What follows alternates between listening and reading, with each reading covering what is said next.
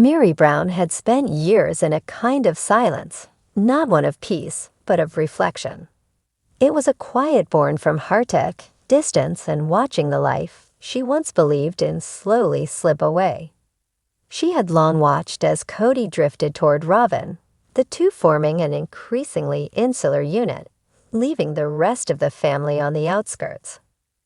At first, Meri tried to rationalize it. Kody always had a story, a reason for his shift. He claimed pressure, stress, responsibility. He said he was protecting the family, not abandoning it. But slowly, that version of events began to unravel. As she sat alone with her thoughts, Meri began to question what had really been going on behind the scenes. Something about the filming contracts tugged at her curiosity. Over time, she began reviewing documents, emails, royalty statements, shooting schedules. It wasn't about confrontation. It was about clarity. What she found startled her. Unlike the other children in the family, Robyn's youngest kids had detailed outlines for their appearances. They were assigned segments, emotional arcs, and storylines. Solomon and Ariella weren't just part of the background. They were central figures in the show's narrative. Their appearances, it turned out, coincided with noticeable bumps in ratings and Kody's personal earnings. Meri began to see a pattern. Moments of vulnerability, anxiety, tears, confusion had been edited into emotional episodes. The everyday emotions of children had become plot devices. When Meri brought the information to Robyn, it wasn't with malice. It was with care. But Robyn was stunned. Her trust in Kody, long unwavering, cracked. The more she read, the more she realized. Her children's emotional moments had been shaped, directed, even scheduled. And she hadn't known. Within days, Robyn consulted a respected entertainment lawyer. The findings suggested grounds for serious concerns, including misuse of filming access, potential financial mismanagement, and questionable ethical practices surrounding the involvement of minors. Legal action was swift. The announcement that Robyn Brown had filed a civil suit against Kody Brown sent shockwaves across media platforms. Allegations included emotional harm, financial misconduct, and unethical filming practices involving minors. Though Kody denied everything in a series of fiery public live streams, behind the scenes, his team scrambled. Evidence began to mount: emails, clips, internal notes from producers. The most stunning was raw footage in which Kody was heard discussing how specific emotions from the children played well for certain episode themes. Meri, no longer silent, went live on her own social platform. Speaking from her Utah bed and breakfast, she shared her story with calm resolve. The internet erupted with support. Former crew members began leaking confirmations. The public narrative started shifting. Meri was no longer seen as bitter, but brave. Robyn, once misunderstood, was reframed as a mother blindsided by a system she didn't know had betrayed her. Not long after, Janelle released her own public message. Though she long distanced herself from Kody, she admitted to having once noticed discrepancies in filming practices involving Robyn's kids. Christine quietly nodded in agreement during a private interview. I always knew something didn't sit right. But asking questions, that wasn't allowed. As the court date neared, TLC entered damage control. Filming was paused. Internal reviews were launched. Kody's presence was quietly removed from promotional materials. Behind the scenes, executives debated the network's future with him. When the trial began, the room was packed with reporters, fans, and former crew. Robyn testified with clarity and pain. Meri sat just behind her, quiet, strong. Then the courtroom sighed. Footage of Kody discussing the emotional framing of the children's scenes with producers. Gasps echoed. By the trial's end, Robyn's legal team had made a compelling case. But the fallout wasn't over. A state agency opened an independent inquiry into how children had been used in the series. The network soon issued a brief but impactful statement. TLC was ending its relationship with Kody Brown. But the women were not retreating, they were rising. Within weeks, a rival streaming platform announced a new docuseries, Brown Women Rising. Created and co-produced by Meri, Robyn, Janelle, and later Christine, the series promised to tell the truth, uncut, unrevised, and unfiltered by anyone else's ego. Meanwhile, Meri finalized her emotional and legal separation from the past. She sold her share of Coyote Pass, choosing to rebuild in Utah. She focused on her healing, her business, and her future. Posts on her Instagram reflected growth, struggle, and strength. With her new cat Zona and a more confident demeanor, Meri began showing a side of herself that had long been hidden. Her silence had ended, and in its place stood something outside the old bed and breakfast in Parowan, Utah, where Meri Brown sat by the fireplace, a thick stack of documents on the table beside her. For years, she'd worn silence like armor, polished for appearances, but dented and heavy with truth. No more. For over a decade, the Brown family presented a fractured version of reality to the world through sister wives. But behind the scenes, there were shadows. Contracts, schedules, stage tears, and manipulated moments.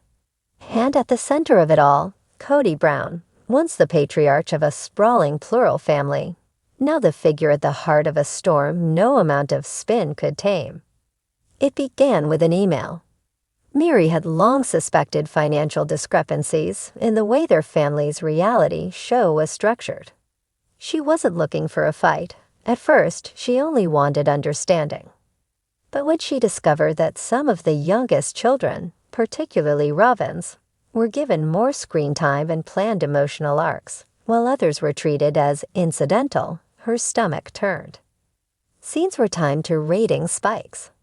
Emotional breakdowns became must-see TV. Solomon's anxiety attacks, Ariella's tantrums, viewed not as moments of concern, but of opportunity. It was a pattern, one she could no longer ignore. But what truly lit the fire was what she found next. A spreadsheet, likely compiled by a producer, where each child was marked by valued episode, a rating next to their names. Meri stared at the words high impact, Solomon/tears, Ariela/GAS, and felt the ground shift beneath her. It wasn't just bad parenting. It was something else entirely.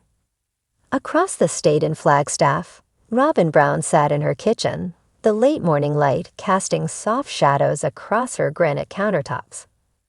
Her world had always revolved around keeping peace, believing in Kody, believing in the family, believing the story they all told together. But when Meri arrived, everything changed. Meri didn't come to fight. She came with proof. One binder, a flash drive, printouts of production call sheets, annotated schedules.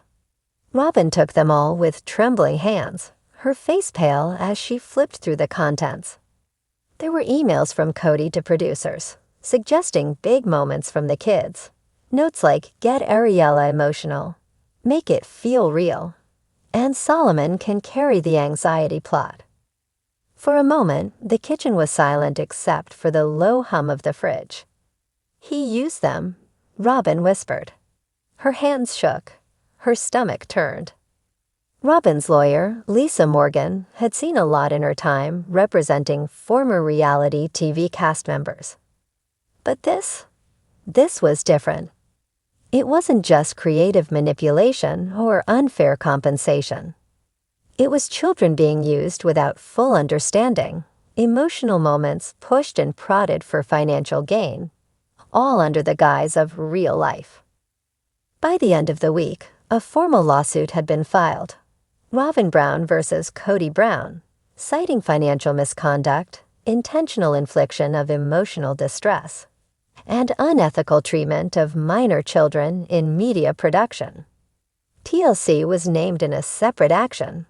It was bold, risky, and for Robyn, devastating. She hadn't wanted to believe it, but the pieces were all there. When the news broke, the internet lit up like wildfire. Fans of Sister Wives who had long speculated about favoritism were stunned. Robyn had always been seen as Kody's last defender. Her lawsuit shattered that narrative in an instant. And then came Meri. No longer cloaked in the passive silence that had defined her image for years, Meri went live from her bed and breakfast, voice low, steady, yet filled with weight. "There's something people need to understand," she began. "For years, I believed that protecting the family meant staying quiet. I believed that loyalty meant silence. I was wrong." What followed was 20 minutes of carefully measured truth. She didn't throw people under the bus. She opened the bus door and revealed who had been driving all along. She talked about contracts, how Kody had kept key financial information from the other wives. She revealed how production requests were funneled through him, how he approved emotional content, how he acted as both patriarch and producer. And then she dropped it. The children were not protected, Meri said, especially Robyn's. They were scheduled, edited, and encouraged to emote for profit. Some of us didn't know. Some of us suspected. And one of us orchestrated it. The comment section exploded. Hashtags trended within hours. Hashtag Truthbomb Meri, hashtag Justice for Brown Kids, hashtag Sister Wives Uncut. Inside Kody's home, the air was thick with tension. Gone were the long soliloquies about family unity. Gone were the social media rants that once garnered sympathy. Now, every word was being picked apart by lawyers. He went live once, red-faced, voice raised, calling it all a witch hunt. Blamed Meri. Claimed Robyn had been poisoned. Accused TLC of betrayal. But the damage was done. Production clips started leaking, old footage that hadn't aired. Scenes where a young Solomon asked why he had to cry again. A tired Ariella repeating lines. Audio of Kody telling a producer, "She's more believable when she's upset. Get the camera in now." People were horrified. Janelle Brown issued a statement next, measured but unmistakable. "I left Kody for many reasons," she wrote. "But one of them was the way decisions were made without transparency. I witnessed moments that made me deeply uncomfortable, especially involving Robyn's kids. I wish I had spoken sooner." Christine, now happily remarried in Utah, added her voice in a quiet interview. "We weren't allowed to question him. He controlled the narrative, the money, the access. I saw things I regret not acting on." TLC froze all production. Executives began internal investigations. Kody's name vanished from promotional material. Staff who had worked directly under him were interviewed.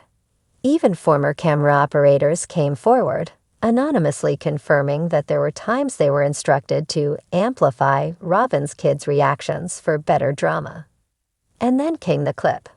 An uncut video, never aired, showing Kody in the background telling Solomon to look scared. "And remember what we talked about. Daddy might not come back." His voice calm, calculated. The child's face uncertain. The courtroom gasped when it was played. The judge allowed Robyn's case to proceed. Child advocates and media ethics professionals were called as expert witnesses.